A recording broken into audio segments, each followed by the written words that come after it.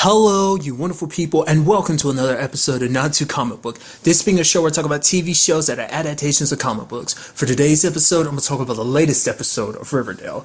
So, a very good episode with a lot of twists and turns. Obviously, this episode is Jughead's birthday, and you have Betty wanting to throw like a big surprise party for him. You know, Archie at first is kind of like, obviously he tells Betty because it's like, okay, you're Jughead's girlfriend, so you should know. But the fact is, Jughead doesn't really talk about his birthday. He doesn't like celebrating it or anything. And so Betty wants to not really throw a big party, but she just wants to throw a party in general, inviting some of their closest friends. Archie's like, I wouldn't do that for you. Jughead does not like birthday parties. He's never had one. He doesn't like them. Which we're going to find out why Jughead's like that. Because Jughead's is like, yo, my family's always had problems. Mainly because of my dad. But it's like, on my birthday, they always try to pretend like everything was normal. Like, we're a good, happy family. And it's like, that's what he didn't like. The hypocrisy is like trying to pretend to be something we're not. It's like, oh, we're problematic the other 355 days of the year. But it's like, this one day, it's like, we put all our BS aside. It's like, no. Like, you know, it's like, it doesn't work like that. So he's like, to him, he's like, I'm a very dysfunctional kid. So it's like, that's not my scene. You know, I'm kind of the weird outside loner that no one really messes with. But because obviously everything kind of builds up over time, because this party is just kind of an escape for a lot of people. Obviously Veronica had her little showdown with Cheryl and kind of shut her down, which Cheryl quickly snapped and was like pissed at her two cronies, being like, oh, the fact of the matter is you guys didn't even vote at all. Which, side note, that was a pretty impressive battle and everything. Go them. Just I appreciate Veronica showing Cheryl up, just because it's like we know what's kind of hiding behind Cheryl's like smiles and everything. There's a little deep-seated darkness, which I mean obviously that plays a part in this episode too, especially when it comes to Betty, but we'll get to that soon enough. But like her cronies didn't back her up, and it's like, oh, you know what? The fact of the matter is you're fired from being like my handmaidens or whatever, kind of like my girl pals are like, so skedaddle, you're not even on the team anymore, goodbye. And it's like, wow, kicking away the only two genuine friends that you probably have in this entire school.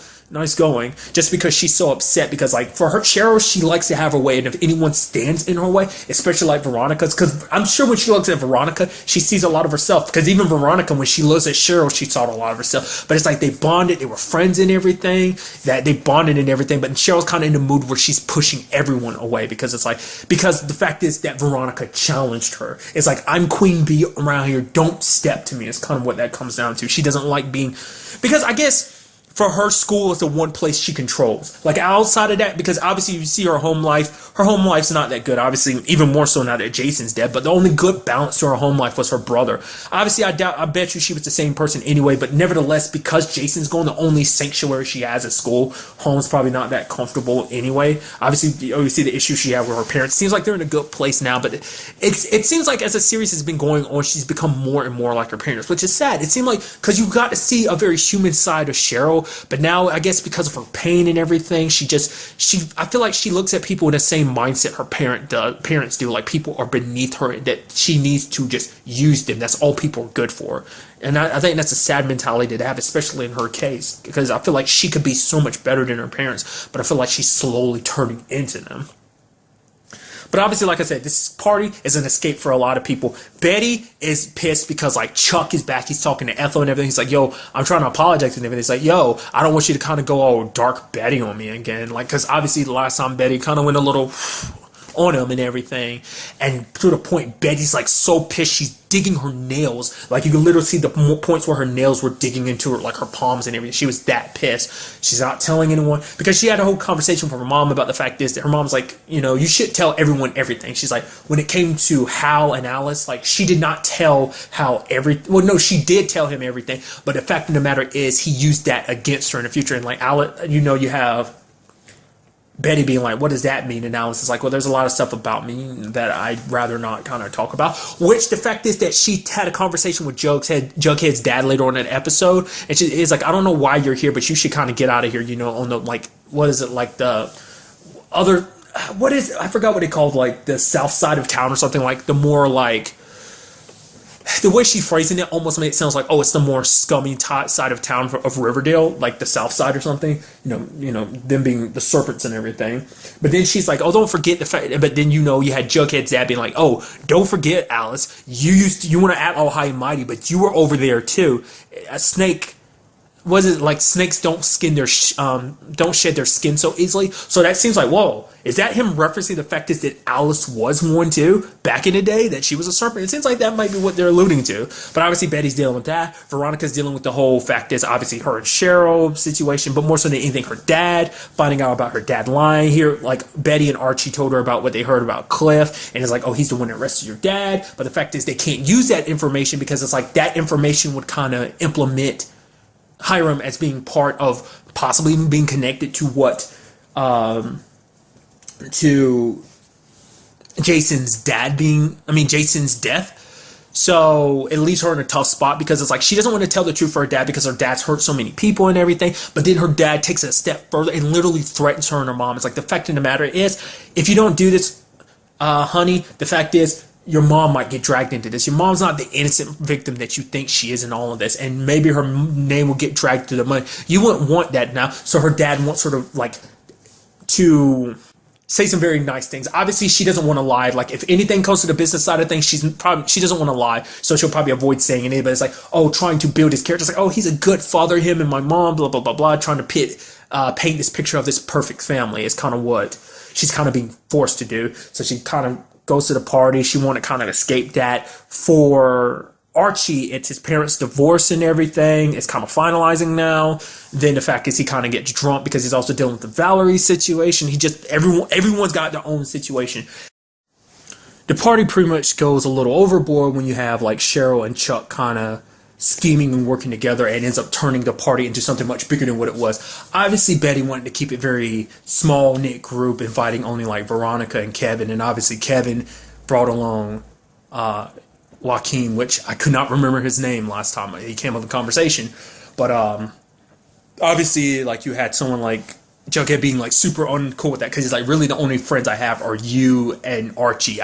Veronica, not really all that cool with Kevin. We're fine, but it's like if it wasn't for like the more recent months, like I would have never really talked to him. I would have just kept to myself, you know? Because obviously like him and Archie at one point were obviously on the outside at the beginning of this series, but they've gotten back to a good spot. But it's like, he's like, I'm a loner. He's like, this is the way I was built. The fact of the matter is that you shouldn't have invited all these people, because it's like, to him, it's almost like you don't know me at all if you went through all this trouble. Like, once again, why Archie wanted her not to throw this party in the first place, but everyone kind of had their own things. They wanted to, like, in Betty's case, she wanted to focus on do something good. It's like, I'm his girlfriend. I want to do something special for him because I care about him. But to me, Jughead even admits it later on. He's like, I don't deal well with good things, because like to him, I guess it's a sense of like, if good things are happening, obviously the good things are there to sugarcoat something bad that's happening behind the scenes, you know, in the particular case of his family, pretending everything's fine on his birthday. At the same time, he just feels like inevitably everything will kind of go bad, because like, I mean, that's just how he's wired to think, because of the way his life has been. And he even said something he shouldn't have said, obviously being like, she's like, I'm doing this because obviously I'm your boyfriend. I mean, you're obviously because you're my boyfriend. And he's like, for how long? Because he's like, oh, I'm long enough until Archie changes his mind, and it hurts Betty, and she walks away, and then he kind of regrets it. Then you have the point where Chuck and Cheryl, basically what they wanted to do with this party, basically throw out everybody's secret. They throw out Archie and Miss Grundy. They use that. They throw out, like, you know, you have Cheryl trying to throw Veronica's like parents under the bus and everything. Like, oh, your dad's a criminal. You want to try and make a fresh start, but your dad's still a criminal. Blah blah blah blah blah. Bringing up the fact is that her family bought the property, so obviously her parents have told her about that, or maybe she found that on her own. I'm very curious to see. I'm wondering what that was, but I assume her parents most likely told her, just like, oh, watch out for that lodge girl. Like, all her and her people, her family tried to buy the drive-in from underneath us and stuff like that, you know. But Veronica did not take it laying down. She flipped the script and was like, oh yeah, well, let's talk about you and your brother. Like, who, you know, you were suspect to be possibly behind your brother's death. And she's like, the fact of the matter is that was already, everyone knows that. She's like, oh, well, what about the fact is that you and your brother kind of had a very unnatural, like, connection. It's like, who's to say that you didn't want it to kind of be more than brother and sister, and it made your brother so uncomfortable that he ran away and wanted to be with Polly just to get as far away from you. And it's like, oh, basically she even admits it later on. She's like, maybe I pushed it a little too far, kind of throwing Cheryl under the bus with this whole twincest type of thing. And it's like, you know, it's just because it's like Veronica doesn't take it lying down. Like, she's like, you want to come at me, I'll hit you back harder. And it's like kind of stunned. But then you had Chuck opening his mouth trying to shut Betty down, because he kept throwing it in her face, like, oh, the fact is people don't really know you, do they? Kind of throwing out her dark secret about being Dark Betty, kind of losing it like that, which is like, to be fair, everything that's going down with her family is like, you can't, like, because it's something that, because even like Archie and Veronica end up talking about later on, they're like, oh man, I'm so messed up. It's like, literally, as we can see, everyone in this town is messed up. No one is normal or sane in this town. But then you had that moment. I was wondering who it was going to be. Was it going to be Jughead or was it going to be Archie? But one of them was going to go over and punch him, and it ended up being Jughead. Jughead got up and smacked like hard, hitting Chuck in the face. I'm like, yeah, get him. It's like he needed to shut his mouth because he just came there. It's like that's literally Cheryl's fault. Like, I mean, she didn't even. Because she's so caught up in her own head. Like I said, Cheryl has the potential to be a good person, but she lets her like very conceited, like selfish ways kind of get the best of her. And it's like, I mean, did she want things to turn out that way? I'm very curious. I mean, when that whole stuff came out about Betty and stuff like that, I mean, like I'm once again reiterated, Veronica was there when you were at your lowest.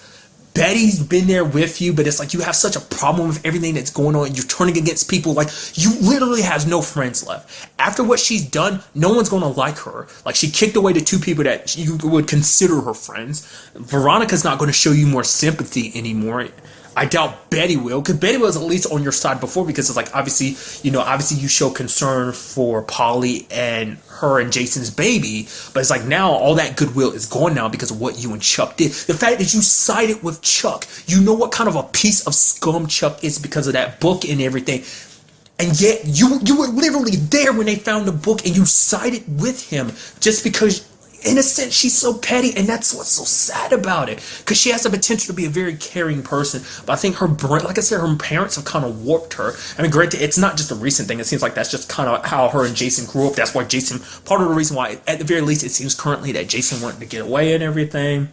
I mean, it gets even more messed up for Archie because Archie's all drunk and everything, want to make everything up with Valerie, but Valerie's like, the fact is you didn't listen, so stop trying to, like, make me get back with you and everything. It's like, you didn't listen to me, that's not my fault. And so he didn't, like I said, ended up making him spiral and everything. He ended up dialing his dad, and which even he's like, I don't know why I did that, because obviously the divorce is going on. The fact is that they won't talk to him and everything about it. It's like, maybe your mom should make another attempt. But even he admits later on to Veronica, it's like, I actually don't even want my parents to get together. It's like, I don't know why I'm acting like this. It's because, everything's kind of spiraling out of control. He has with everything that's been going on with the business, obviously him and Valerie, just his life is a little out of control. Things with Grundy, it's like, in this short amount of time, everything has spun out of control for him, and he's just looking for something to get grounded. He wanted Valerie to be back in his life so that he could feel grounded again. He wanted his parents back together, because at least that would give him some form of normalcy.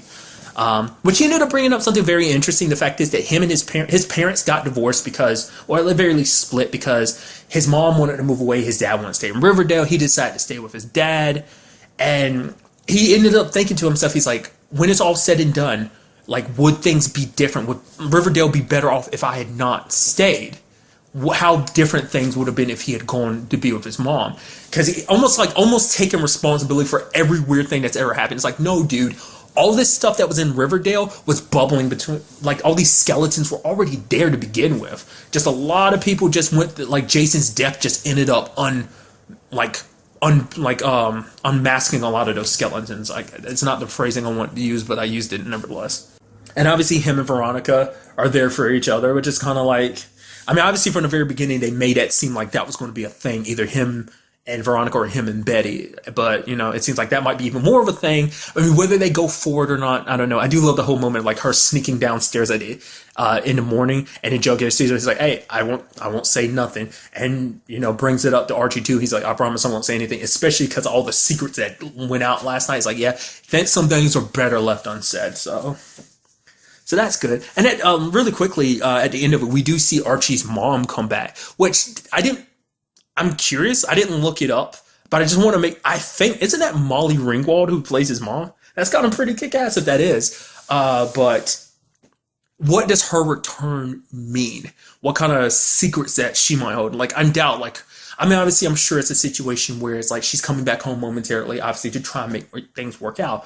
Question is, will they? I mean, obviously Fred's kind of available because him and Hermione kind of broke their thing off. Mainly because it was like, they can't work with her and have an intimate relationship. It's And can't mix business with pleasure. Not a good idea, especially when it comes to the Lodge family in general. Just because it's like how it might affect his business and everything. Obviously, last episode he brought up the fact that he's going to try and legitimize a lot of the stuff going down. But it's like, what does Archie's mom return mean for Archie? Is she going to try and take him away from Riverdale? Is he going to be willing to go now? What does it mean going forward? Because Alice saw Joaquin and Jug's dad talking, because she ended up finding out that, like, oh, he's dating Kevin's dad. I mean, he's dating he's dating Kevin, the sheriff's son, and to start bringing up questions like, ooh, so maybe things aren't like, there's a lot more to that, because she's like, Riverdale is small, but not that small. So the chances of that, because what had happened is Joaquin brought up what Veronica was telling the others, and so he started telling that to Jughead's dad. He's like, this isn't good, because if things lead to Hiram, like if they kind of put him out there as being a suspect, it's going to go back to them because they worked with him. Because even Veronica, because Veronica started thinking about that. She was like, well, what if my dad actually, because she ends up telling Betty about the deal between Hermione and Jughead's dad, and it's like, my dad set that whole thing up, so who's to say my dad didn't also hire him to kill Jason too? It's like, is that really beyond belief? And even like, you have Veronica even asking her mom, is there a possibility he did it? She's like, no. And it's like, don't even ask those questions, because no one's asking those questions, and the last thing you want to do is the first one to spark those questions. Which Veronica, this is a confusing time too, because she didn't lie she kind of lied for her dad, because she spun things in a more positive light. She's like willing to testify. Well, she never actually testified for him in this episode. I think it's just the fact that she agreed to testify for him. So it's like being like, oh, he's such a good dad and everything, because she ended up asking the guy Smithers. And side note, have I been calling him Smee the entire time? I don't know. I can't remember. I think every time I said his name, I was thinking of Smee from Peter Pan. But when I heard Smithers, I didn't think, right, Smithers from The Simpsons. I don't know. I can't remember if I've been calling him Smee this entire time. I think I might have been calling him Smithers. I feel like I've been getting his name wrong the entire time, but that's not the point. The fact that she asked her mom's like, no, your dad is a little questionable, but I'd rather not even answer that. Your mom, unequivocally good. So, but Veronica doesn't want to take the chance. Like, the fact is, because her mom's good, I'm not about to have my dad drag her name through the dirt, even buys her pearls. And as we know from the last episode, him buying her gifts is his way of trying to apologize. He even leaves a note saying, thank you, Veronica, like XO. It's like, no, you're trying to buy your daughter. You threatened, in a way, blackmailed, and you forced your daughter to spin things in a more positive light to make things favorable for you. Because what we ended up also finding out is that basically for 75 years there's been a payment between the Blossoms and the Lodges. What that exact payment was about, I don't know. But there was a point before Hiram was arrested where Cliff cut off those payments. And so maybe Hiram was threatening him, and so Cliff was like, okay, you want to extort me for money? It's like, no. For that, I'm going to reveal all the bad stuff you do. The thing is, though, once again, you have to question. Like, obviously, we've seen Hiram's tactics, so it's like, maybe obviously, there's a lot more to him than that, but maybe he hasn't done all the extorting that it's been said that he's done. Maybe that is Cliff. That's kind of been my running thoughts. But maybe it's like more and more. It's like maybe it was Hiram himself. Like maybe that's all Cliff's part was, kind of revealed. Like Cliff knows where all the skeletons are buried, so that's what he was getting at. So at least that's like, that's why he was able to turn Hiram in, because because their families have had such a long dealing. So maybe it's like maybe the Blossoms aren't. Whatever their dirty secret is, I don't know what it is. Obviously, it's got to do something with Riverdale, something that would tarnish their name and make it so they're not worth as much as they are. So it's something they're keeping buried deep, that lodge that Hiram has been keeping hidden from him. And the fact is, does Hermione know about it or not? Like, I mean, the question is too, is she as innocent in all this as she claims to be? I mean, Smithers wants to give her the benefit of the doubt, and Veronica does too. So maybe she is, maybe she's not. So many questions that this episode presented, especially because Alice and Betty have kind of been throwing out the idea that, like, oh, Kevin and Joaquin being something else. It does make me wonder, will Betty confront and tell Kevin that too? Like, yeah, the fact of the matter is, there might be more to this or not. Because the fact is, obviously, everyone's slowly learning details, because Veronica didn't realize that the serpent dude that she's been seeing make dealings with her mom in the past did not realize that was Jughead's dad. And she was like, wow, the while things just kind of get even more interesting. Like the webs just keep weaving, everything's getting so entangled. Like so much is built upon other things. It's like secrets are built upon secrets upon secrets upon buried skeletons. And it's like there's no it's slowly becoming unweaved, but I'm so fascinated to see where this all goes, because I have no idea, because it's like one red herring after another. Like I said, I still don't believe that Jug's dad had anything to do with Jason's death, but he is connected in some shape or form, maybe indirectly, but I don't think he directly. Because at first I'm like, okay, obviously he's hiding Jason's jacket because of the whole drug thing, but now that's kind of come out already. Like obviously Jughead and Betty confronted him about that. He openly admitted that. I mean, granted, that still might be covering his tracks for the cops and everything, but there's got to be more to it. The reason why he has Jason's jacket, there's a lot more that he's hiding. Like he's not obviously, like he's been hired by Hiram in the past, but maybe that's what this is all connected to. Because even he's like, we don't want things tied to Hiram being connected to Jason's murder, because the last thing we want is that to tie back to us and to put us in the crosshair. It seems like either they're working for someone else, or at the very least they've got other shady business that might get messed with. Like to me, this all seems like more so protecting themselves for whatever dealings, whatever illegal stuff that they might be a part of. Not necessarily Jason's murder, but they're interfering in that investigation to a sense, because it ties in with a lot of stuff that they're doing. So, like I said, more of an indirect thing. So, I mean, truth be told, is obviously it was kind of, like I said, it was a very mixed bag of emotions, a very scandalous episode with everything that went down. But at the very least, there were some moments of just like, oh, things are slightly working out. Hopefully, what happened in this episode with Archie doesn't turn into a full-blown thing going forward, like, drinking, all that, trying to, like I said, like for everyone, they needed distractions, they needed to numb themselves, they needed to just kind of get away from the pain and just everything that Riverdale has brought up to them, so brought into their lives. And it's just these past months and everything. I'm very curious to see what, like, Cheryl's story, where is it going from here? Like, obviously, like, she's kind of ostracized everyone in her life. Obviously, she has a problem with Archie. She has a problem with Betty. She has a problem with Veronica. She definitely has a problem with Polly. More so than anything, Archie and Polly. Last episode kind of shows she has the biggest problem with them. So what does that mean going forward? We will just have to wait. There will not be an episode next week. There will be one after that, though, on April 27th. So it's taking a week off. So letting you know ahead of time. But really, that's all I want to talk about in this episode. Till the next time we meet, be happy, be safe, live life to the fullest, and enjoy it. Good day and goodbye.